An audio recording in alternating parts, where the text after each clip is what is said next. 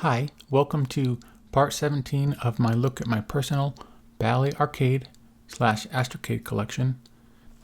This is an ad that I have never seen before. It's from page 67 of the November 1978 issue of GQ magazine. I spotted this on eBay and I mentioned it to the Bally Arcade group. They are on groups.io and someone bought it for me and I scanned it this morning. And I'm hoping to also show a bit of the ad as a close-up of what I'd like to refer to as the Bally family, who are sitting around smiling and enjoying the Bally Arcade. In this video I cover just one folder, and it's a black Astrocade folder from 1983, which I presume is from the CES, so you'll see what's in there. And I also do a preview of an orange folder that has Nitron catalogs, private screenings, additional articles, and flyers. That's what you'll see in this episode. This is going to be my second to last video covering box 1 of the Fabris collection. After that, I'm going to take a break and cover some Atari stuff and maybe a Timex Sinclair 2068 computer that was released here in America in about 1983. Enjoy. Welcome to part 17 of my Bally Arcade collection. This is going to be covering the Bob Fabris Collection, box 1, part 12. And I'm getting really close to being at the end of the box. I think I have this folder and maybe one more, and then we'll be done. And I'm going to take a break and cover some other system for a little while. And that's probably going to be my Atari home computer. So we'll take a look at what I covered last time very briefly, and then we'll see what's coming up in this episode. In the last video, I only covered 2 folders. And those folders that I covered were labeled as Astrovision Inc. and Astrovision Inc. And these are both from the CES Winter Show in January 1982, about the time when the Bally Arcade was reintroduced as the Astrocade. And eventually Astrovision had to change their name because they had the same name as I think an adult video company that made movies back in the early 80s. And so they changed their name to Astrocade Inc. And I think this flyer we're going to go over today is from the 1983 CES, and it's got lots of stuff in there, and we'll take a little bit closer look at that shortly. But what we covered last time basically involved 2 folders that looked pretty much like this and had lots of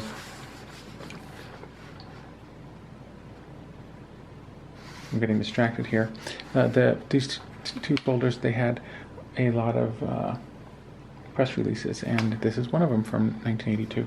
So we'll continue on and see what we're going to cover in the next episode, or in this episode. The folder that I'm covering in this episode is going to be another black folder. Instead of being labeled as Astrovision Inc., it's labeled as Astrocade Inc., and that's because the company had to change their name because they had the same name as an adult video game, well, not a video game company, adult video company. And so they lost, if there was a battle at all, they had to change their name. So inside are a whole bunch of articles that, and some information that Bob Fabris picked up in 1983, I think, at the Winter CES in January. And by this time, Astrocade Inc. was already having some major issues with what was going on with their company. They were already losing money. Before too long, within a year or so-ish, they had declared bankruptcy. So the system was in and out and off the scene on its re-release within about 1.5 years, 2 years at the most. The Arcadian would go on to produce newsletters through 1986, or until 1986. So I'll be covering some and reading, I think, some, if I can, of this of articles that are here, and I'll be going through these in more details in a few minutes. But there's also information in here that I'm not going to cover too much, and I'll just skip it when I get to it. And that would be information that Bob picked up at the shows. For instance, unless I find it really interesting, something like this is going to cover. This is just information that I picked up for something that's 2600 related, which is the game line. It has some great art, but not related at all. And this is really not related, so this is just a neon light, I believe. So why it's important and why it's in here, I don't know. But there's some articles, and I'll try to cover those, and we'll get to them as I go along. And there's also some additional information on, like, let's see, here's the Spectra video. I might try to cover that one, and some early CD-ROM systems, not CD-ROM, CD audio systems. So we'll see what I get to, see what I don't. I'm going to try to cover some of this in a little bit more detail than I normally do, since I find articles are pretty neat in here, and it's kind of putting a capstone on the end of the Astrocade era. And then we'll be moving on to box 2, I don't know, in a few weeks, a month or so like that. But let's see what's in this folder. I'm going to spend some time reading some of it, and we'll see what I come up with. I did read through this entire folder real quick. And when I say real quick, I mean I spent about 10-15 minutes on it. And I didn't read all the articles. I've read them all before. So I'm going to get some highlights here. And this first article is called "The House That Pac Built. Midway Manufacturing is King of the Coin Up Hill and Loving It" by Andrea Stone. And this is from Video Games Magazine. And unfortunately I don't wear bifocals. I wish that I did, because I'm going to read some of this, but I'm going to turn through it page by page. So as I said, "The House That Pac Built," and it's from Video Games Magazine. And as I turn through it, I'll show you some highlights. So basically this article is talking about how they're trying to make a bounce back. So this is from probably about 1981 or 82. And they're trying to bounce back because they made a folly by not accepting Puckman, Namco's Puckman, and releasing it on their own. So yeah, they're trying to make up for it. I don't know if they ever do. They don't really talk about too much the Astrocade in here, but Bob Fabris did highlight what he wanted to talk about, so I will actually take a look at it. As you can see here, this is what he talks about. And he says, person was talking about, okay, there would be a shot in the arm to the Nutting Association and Bally's other game design from Arcade Engineering, as well as Midway's own in-house team, which would grow to a staff of more than 100 engineers and creative people. He says the plan worked. Nutting responded almost immediately with 2 hit games, Gorf and Wizard of War, and Arcade Engineering came through with a maker race. Midway itself delivered what may feel is an absolute bomb, Kickman, the game in which a man on a unicycle catches balloons in his head. I think that game's pretty good. Alright. Oh, I do like this ad. It says, "Wanted, we buy, we sell used video game cartridges for the Atari VCS. Largest dealer of used cartridges in the US. More than 60 different in stock at all times. You must send a self-addressed stamped envelope to receive our buying and selling price list. Print clearly." So it sure would have been nice back in that era to like have people dump their rare games on you by having an ad in a national magazine. So here's an ad, or not an ad, this is an article that appeared in Electronic Games. And the article, it would have looked like this. So let's see, it was on pages 14 and 15. So you would take a look at the magazine and it would look like this. And I don't know how well you can see it, but this shows Solar Conqueror, a game that was released, coloring book of cartridges that wasn't released, and the Astrocade. This article is on the test lab bench, and it's by Henry Cohen. And it's got some, like many of these magazines did at the time, it says the system was released in 1976, which is totally not true. In fact, I should read the first paragraph or two just so you can see how writing, I guess writing still is this way on the web. Astrovision's Astro Professional Arcade, originally introduced by Bally in 1976, was the first of the current breed of home computer systems. Now, just to make sure people understand, the system didn't actually get released until January of 1978, and even then in limited quantities, and the Bally Basic didn't get released until about September or October of 1978. And he says, he bases some of what's written in this article on that, and says now, it's 1982 or so, and time has gone on, and it just faces more stiff competition than it did in 1976. And that's true, but it wasn't 1976. Okay, so here is a flyer from Astrocade Inc. that I guess was handed out at CES, I'm not sure. But what I like about it is it's got a picture of an Astrocade dust cover here that was never released. The Astrocade, the professional arcade dust cover. So this part here, with my big finger, that it never looked like that. So it says Astrocade, the professional arcade, gives you more. You get, same as you did last year, basically, same as you did before. You get the checkmate game, the gunfight game, scribbling, and the calculator. And now it says more. Exciting new games, Incredible Wizard, Creative Crayon, Cosmic Raiders, Solar Conqueror, Artillery Duel, and others. And also it says Astrocade includes free over $200 worth of Atari comparable options. Not sure what he's referring to there, but they were free, so they were talked about there. Maybe they were talking about included games, stuff like that. I don't know. Probably so. Here is the Cavern Quest game, and by Bruce Yeager. And I've mentioned previously that I did type in this game, and it's archived and you can play it online if you download the version I copied or archived to quote tape, and you can load it as a WAV file.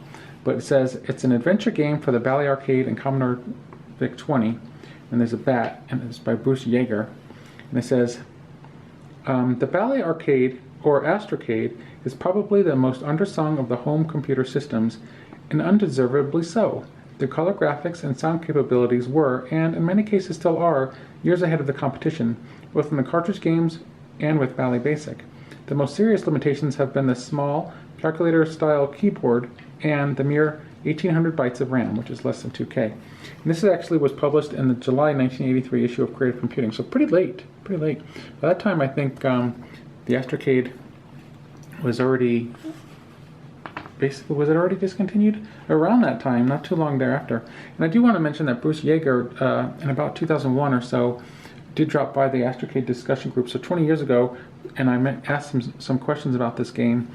And the reason he said he thinks this was published, because hardly any games for the Bally Arcade were ever published, he thinks it was published is because he included a Bally Basic version of the game and a VIC-20 version of the game.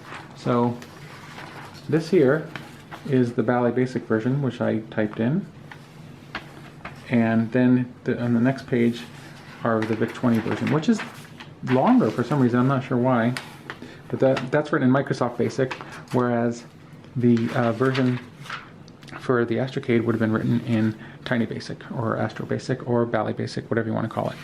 Here is an article called The Bally Arcade that was published in Radio Electronics in the April 1982 issue. This is just a photocopy, and it's actually more than just this article in here. It talks about how the ZGrass 32 is soon to come out, which it never did. It has some screenshots. These are actually in color in the magazine. I've seen the magazine before. And then finally, there's something from Consumer Electronics Monthly, and there's Ray George again, showing his pretty face, and he's saying that they're hoping to make a 1,000% growth increase. Astrovision aiming at bigger piece of game pie. Astrovision, one of Superman's superpowers? No, but according to VP Ray George, the 2-year-old company is rapidly emerging as a superpower in the video game industry. George says Astrovision plans to introduce at least 16 new and exciting cartridges and add-ons for the Astro Professional Arcade computer, and an aggressive multi-million-dollar ad campaign aimed at a different target market in 1982. George is forecasting a whopping 1,000% growth for Astrovision's video game division in 1982. This, he says, will match 1981's growth, which saw the firm's sales climb from 1 million to over 10 million. And he says, we've already bookended over 70 million in sales for 1982, says George. We expect to ship over 100 million this year, and it's only our second year. Unfortunately for them, the great video game crash of North America, or American video game crash, whatever you want to call it, is about to happen. So all those sales probably fall through. But here's a little newspaper clipping here. This is from Nitron signs agreement from July 21st, 1983.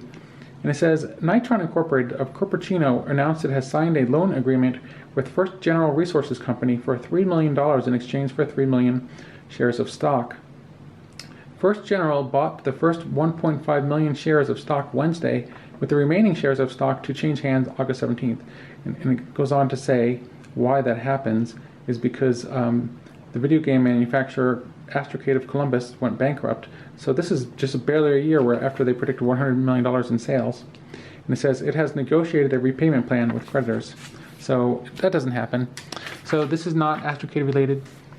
This is not Astrocade related either. I guess Bob Fabris went to Chicago and was interested in some local stuff that was going on there. So this is something that was in the June 1983 Leisure Time Electronics Reports, which was a newsletter that was only written at the show and covered news that was happening. So they put it together fairly quickly in just a few days. But he has highlighted, and it's only because I read ahead that I know why this is highlighted.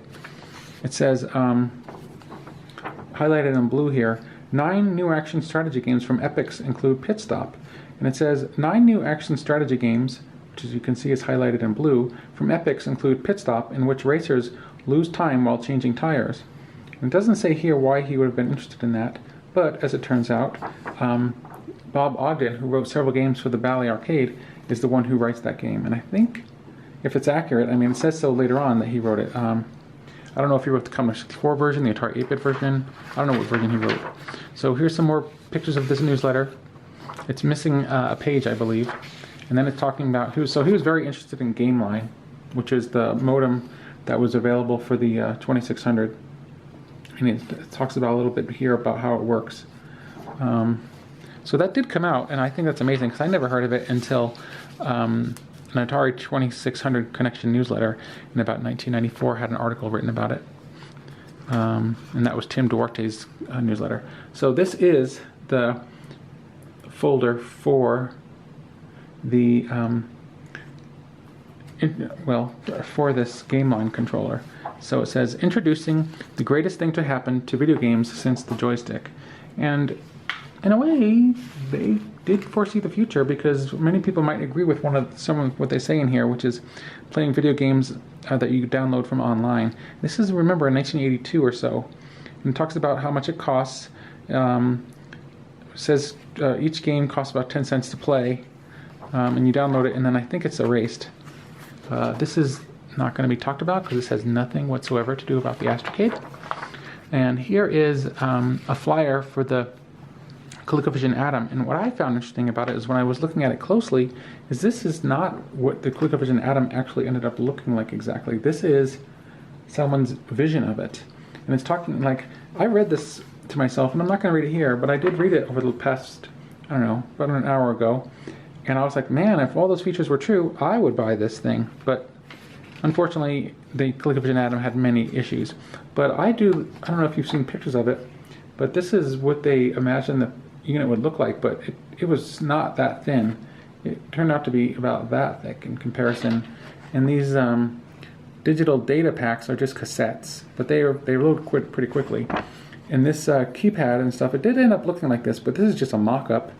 And here's the printer, which has the power supply. And I've had several Atoms over the years, and they're neat systems. And the best thing I can say about them is that they have a BASIC that's basically compatible with Apple BASIC, so you can play any Apple games that don't use any machine language routines, which I don't know how much that would give you. And also, it will allow you to play ColecoVision games on cartridge. And there are quite a selection of cassette games that were released for the system too. Alright, so here we have this Spectra video. Name 170 computer-related products made by Spectra Video. Now, this computer system did get released in America. It was given away on a game show in the 1980s, almost every single episode, and it looked like this.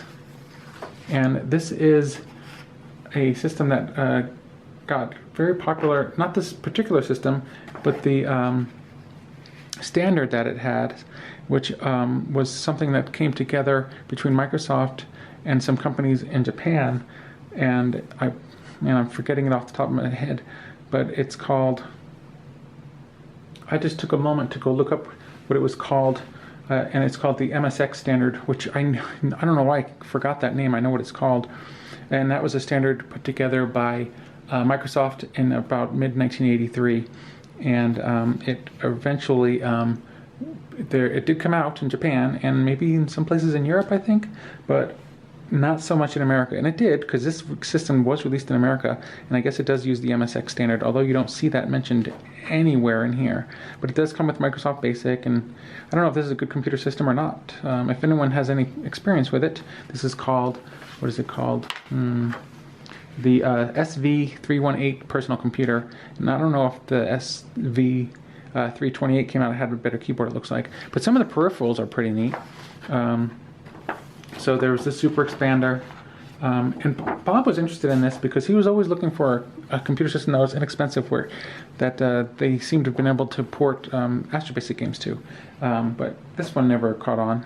On the back, like I said, I think I mentioned a little bit earlier, this is a ColecoVision game adapter. I'll show that up a little bit closer.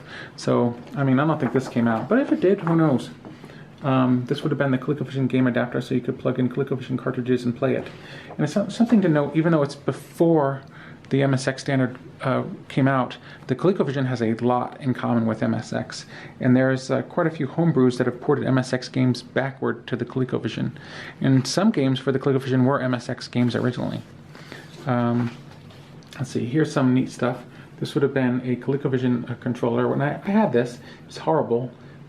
This was something I had in the 90s, and it worked fine. I mean, it functioned. Very uncomfortable. Very, very uncomfortable.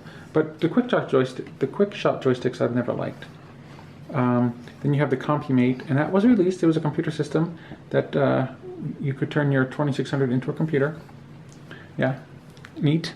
And then we have the Heart of Light CD-ROM, or CD music. So this is an article from pages from Consumer Electronics, June 1982, or 3, sorry about that, and it's talking about the software for the CDs. And when I say software, they're actually talking about music. And they were saying dozens of titles will be coming out every month, which is, I mean, CDs still come out, although I don't know if it's true, but I read recently, or last year, that vinyl records outsold CDs. Not sure if that's true. If it's true, it seems unbelievable to me. So here's two models of the Magnavox CD-ROM player, not CD-ROM, CD audio player. I don't know what the differences are here. One's the FD2000SL. You open it up, and I'm going to wrap this around to the Astrocade because you can load software from CD-ROM from audio CDs if you want. I've done it. I've made 3 compilations of audio CDs that load Astrocade software via the Astrobasic tape interface. And here's an upgraded version of a model. Here's a catalog. I'll go over to the other side here, make this a little easier on myself. Here's a catalog for products in 1983 that you can use to clean and work with your audio devices. Yeah, nothing exciting here, but I don't know if people remember these kind of things, but computer disk drive cleaning system for 8-inch floppies and 5 1/4-inch floppies. Wow. Yeah. Okay. So now we're back to looking at something that's related, or more or less related, to the Astrocade, and this is an article called "Pictures by Funny Numbers" by Frank Dietrich and I'm going to say Zusa Molnar. And I contacted these two people. When was it?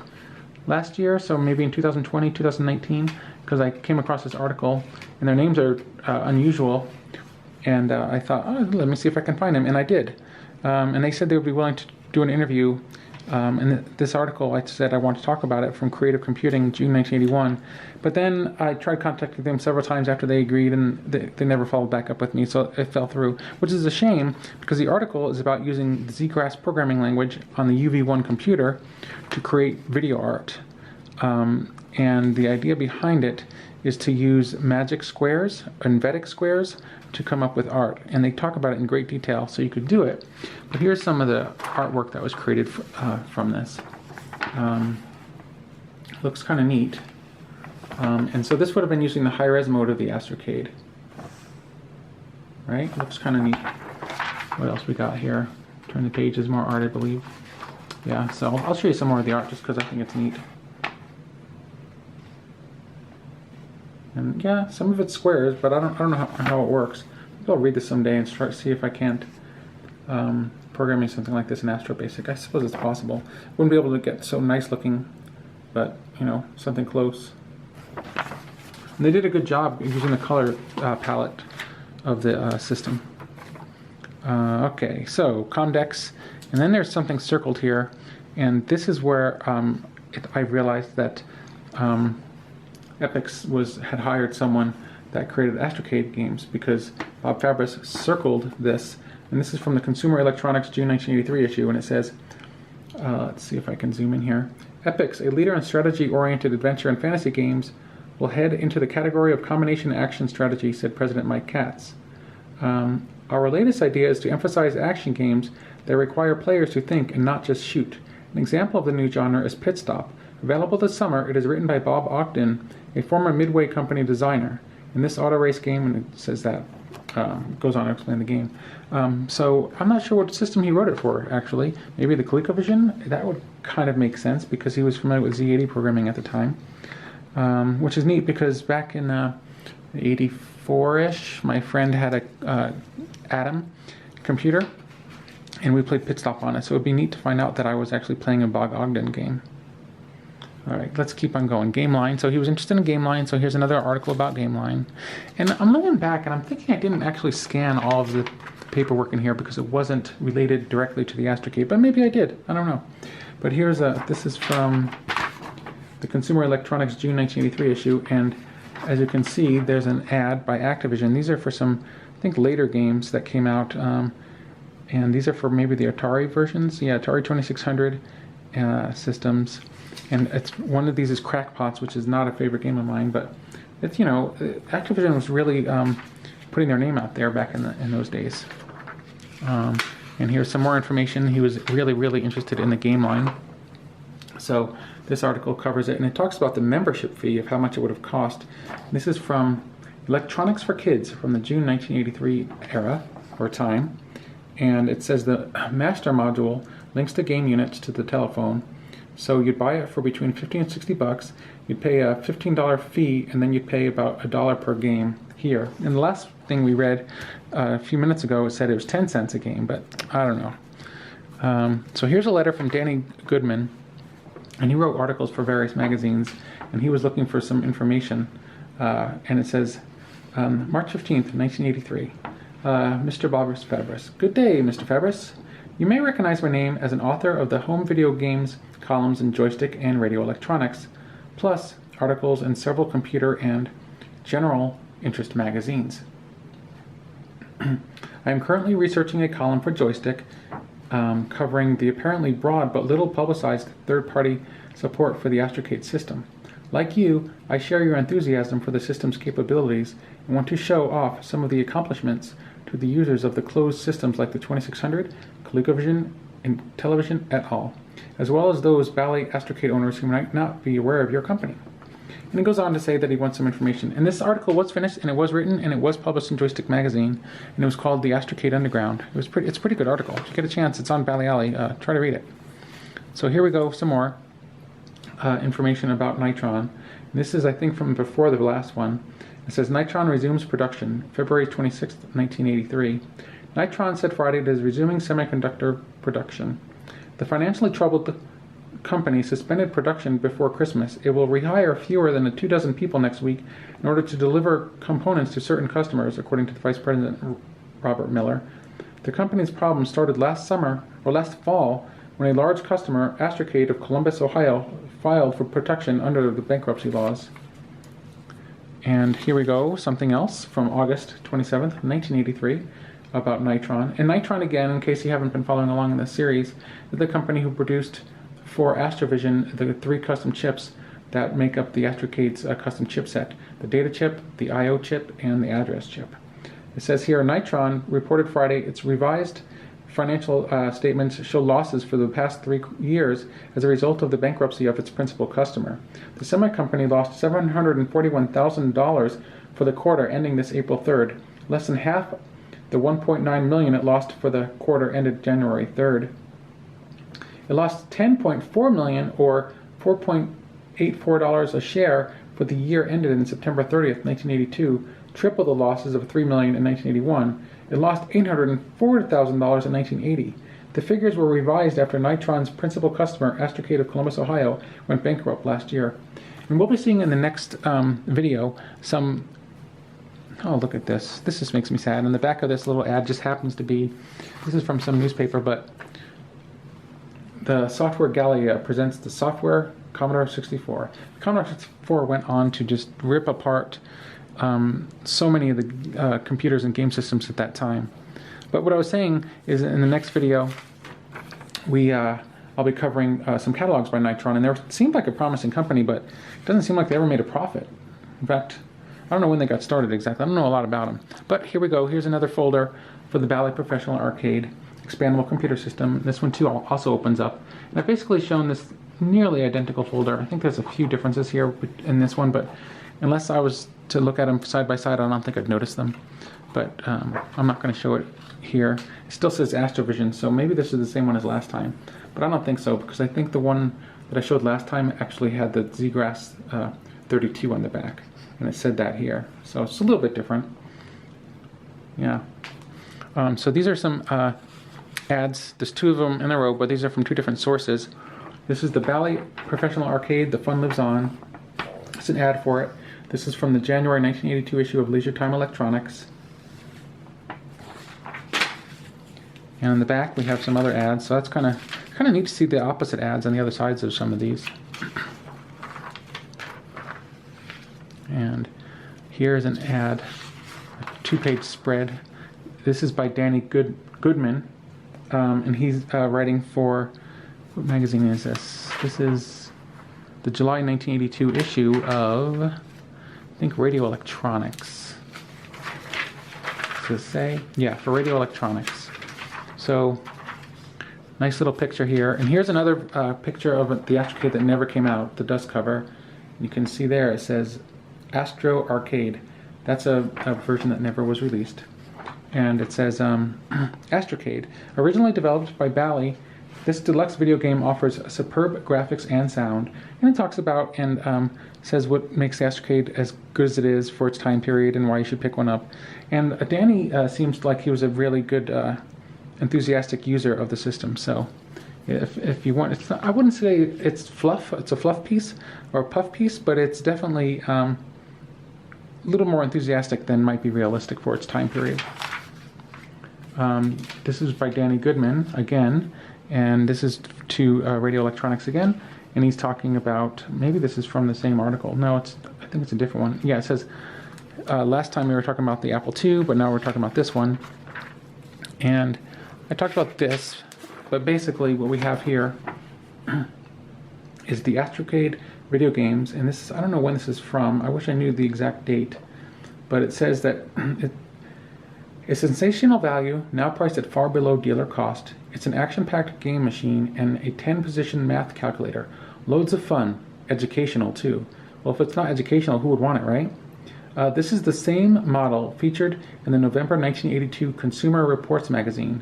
And the reason I say that is because at the time, Consumer Reports rated this as the best game system that was released at that time. Before you buy any video game console, be sure to check your local library to see which of the top brands we liked best. All right. And then it goes on to say a little bit about the system, but it came with only the built-in games for $7 or $8, and then you get 3 random games, not of your choice, for $50, which is not any cheaper than they would have been. And finally, this is the nail in the coffin for Nitron. This is from, well, maybe not the nail in the coffin, because maybe they were still around a little bit, but they were gone by '84, I think. Nitron removed from the OTC trading May 28th, 1983. And it said they got removed. And then it says here how much they lost due to, at the very bottom, it says Astrocade owed Nitron $6.4 million at the time. So, I mean, dang, that's just too bad. So, this is a guess on my part what I think this piece of paper is. But it's basically, it says Astrocade Inc., and it's a photocopy, and I didn't realize there was a back. I should have read it. But it's talking about the program advisor, and I think this is because Astrocade was already going under in 1983, so they could put this together. And so this is from October 1982, and it's talking about if you're having trouble with your system, what you can do. Such a shame, probably because they were overheating, even though they said that problem was fixed. So basic information sheet, program advisor, Don Gladden, and he was of, I think, was it L&M Software? No, it wasn't. I can't remember which software company he was behind for tape software. Newsletters, the Arcadian. Listings of cassettes to purchase are in the source book. Wave Makers, and Mike Peace. He made some of the best looking games for BASIC. And George Moses made some great programs for music. And here's an ad for the Astrocade. And as you can see, I'm probably already about 40 minutes into this, and this is only one folder. This is why I wanted to cover only one folder. So this is in here because of the ad, but there's some neat stuff on the back too. Like, this is an electronic games issue, and look at the trouble they went through to get their art. I mean, great stuff. And this is for a game that wasn't released on the Astrocade, but it's by Arnie Katz. And here we have, I was hoping this video library would offer a some Astrocade games to buy here and discount, but I mean, these games were not cheap. It seems, I mean, I'm looking at some of the price of some of these games for the Coleco, or not for the Coleco, but for the VIC-20, you were going to pay $39.95 for a 3K memory expansion, $109 for a 16K memory expansion. I mean, that seems excessive, very excessive. But here's some prices for Atari games. So I think you probably could have found these things cheaper if you bought them at, well, especially if you waited a year, you'd find them in the bargain bin. But no, here, I didn't take that back. So they do offer games for the Astrocade. I didn't notice that earlier. The master component has 3 built-in games, or 4 built-in games, which it doesn't actually, has 3, and a calculator. And so the games here would have cost you anywhere from, let's see, Music Maker 1 would have been $60, but that didn't come out. Man, these games were expensive. $35? Yeah, don't buy from them, people. And then from Electronic Games from October 1982, we have a little snippet that says Astrocade. And this is says, sporting a new name and a fantastic system seller in The Incredible Wizard from Wizard of War designer Bob Ogden, Astrocade promises an improved keyboard, the Z-Grass 200, never heard of that before, and a batch of new games including Conan the Barbarian and G.I. Joe. The latter, that is G.I. Joe, is a highly dressed up version of the independently produced Artillery Duel game, and it actually was released as Artillery Duel. Astrocade has also been talking with other underground Astro game designers such as Wavemakers and Arcadians, which began programming games on cassette a few years ago when Bally retrenched with the system. New Astrocade releases include Solar Soccer, which never came out, but is a prototype. It's basically a upgraded Pong version of soccer. It's pretty fun, actually. Solar Conqueror and Cosmic Raiders, with voice synthesis reportedly on the way. They're talking about in the Z-Grass, but that was not to be. And let's see. I'm not sure why this is in here. Maybe because there's some Astrocade games listed, but no.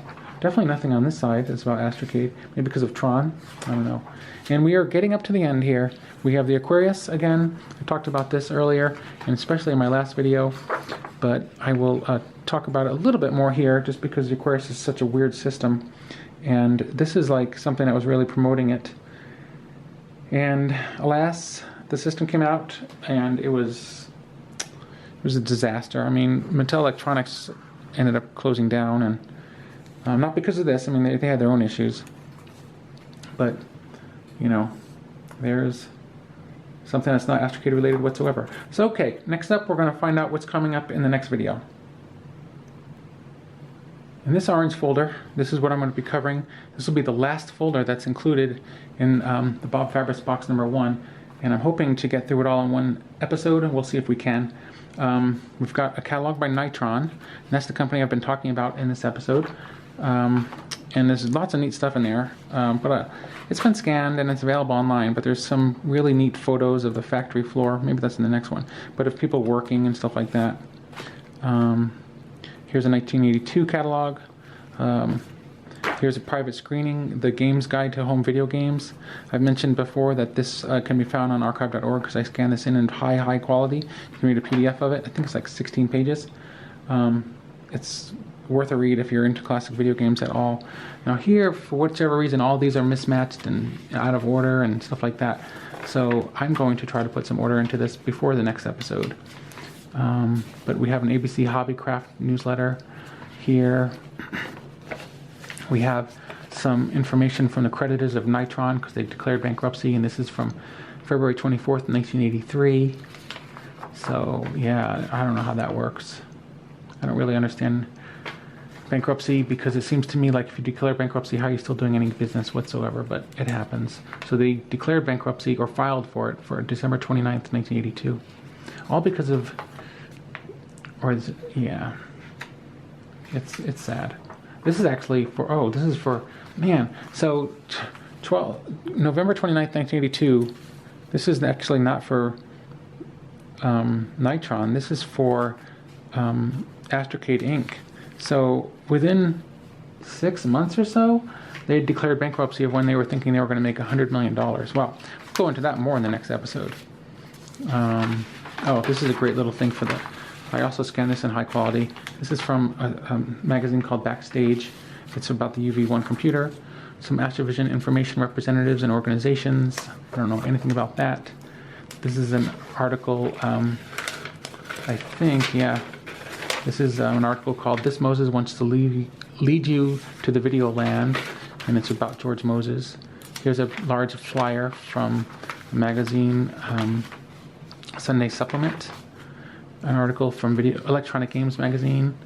I don't know if it's going to cover the Astrocade. Oh, it's about Video Library again. Yeah. So I guess because they cover the Bally Arcade there. So we have an ad for the Astrocade. So it's looking to me like the Astrocade was available for much less... Oh, Marauder. Okay, it's one of my favorite games for the 2600. Electronic Games Hotline. More. I'm going to flip over to the other side over here. Get a better look at this. This magazine stuff. I don't really know what all is in here. I don't see anything directly related to the Astrocade. So this might go through... Oh, here we go. This maybe this is... Oh, so this is a picture of Monkey Jump and Castle of Horror, and it's someone who's writing in by the name of Alfonso Smith, and they say, "Oh, there actually are games available." I'll read that one probably in full in the next episode. Supercharger. It's got some talk here that's been highlighted about Astrocade. Pirates Chase was a pretty fun game on the Astrocade. I don't know, some handwritten notes. I don't know what they're about. I'll have to take a look at them later. To Astrovision Inc. I am not the type of person that would normally write, but they're talking, there's photocopies here. I'll read more about that. Looks like this is another version yet again. I'll probably skip this because I've covered this kind of twice. But it's a product description of the Bally Arcade again. Fun Lives On, another ad for the system. The Astro Professional Arcade, covered that already. This is that issue of Consumer Reports that's talking about how the Astrocade is the best system of all. Maybe if I get a chance, I'll pull out my actual magazine and show that beside this one, or maybe even instead of. So backwards, backwards, backwards, all this backwards stuff here. Yeah, I'll leave it just as it is because I don't want to get it out of order. I don't know why, this all looks like it was put in backwards. Yeah. So here's an ad from Video Games Magazine for Treasure Cove. So this would have probably been about 82 or 83. And then we have the Micro Drive, Coleco's Super Game Module 3, which never was released. Oh, that's not what he was trying to show. He's trying to show one more time the Astrocade from June 1983. Yeah. They had already declared bankruptcy in 82. I'm confused. I'm really confused. I'm like, the time scale on this is really getting to be a little bit baffling to me. Kevin Bunch, if you're actually watching this episode, you might know the timeline better than I do. Give some comments below this video, or maybe on the Astrocade group. Let me know, because I'm getting confused by how and when Astrocade declared bankruptcy. Maybe they came out of bankruptcy? I don't think they did. That's a pretty cool ad or picture for the Odyssey 2. Even though it's probably not what it's about. 5 are new from Astrocade is what that's going to be about. Here's another glossy picture of the Seagrass. Nitron creditors agree. I don't know what they agree about. Probably that the company should be out of business. Here's an ad for a whole bunch of people that sold Astrocade software in Electronic Games Magazine. Here's a photocopy from the Astro Basic book, and a couple more magazine articles. Oh, and here's another version of that catalog from Comb, $98 ad selling the system for very inexpensive. And I guess that's about it. Yeah, that's about it. We'll end it up here. I guess this is going to be the last video in my series on after this one. So we'll cover this one in the next episode, and then I'm going to cover the Atari 600 XL that I have. Talked about that a couple times. My buddy upgraded that to 64K, which is a standard for an 8-bit computer of the time, and also has composite out, which is also standard for an 8-bit computer at a time. But I love the keyboard on the 600, and I'll be playing some video games on there. I'm not sure which. Actually, if you have any games you'd like to see me play, maybe leave a comment or something like that. But you've got to do it fast, because I'll be getting to that pretty quickly. All right, thanks for watching. If you get a chance to buy a brand new Astrocade new in the box for $98, I advise you to do it. The system, sometimes not even known to be working, costs much more than that right now. But of course, you can't really go back in time, can you? But if you can, pick me up 2 of them, please. Thanks. And thanks for watching.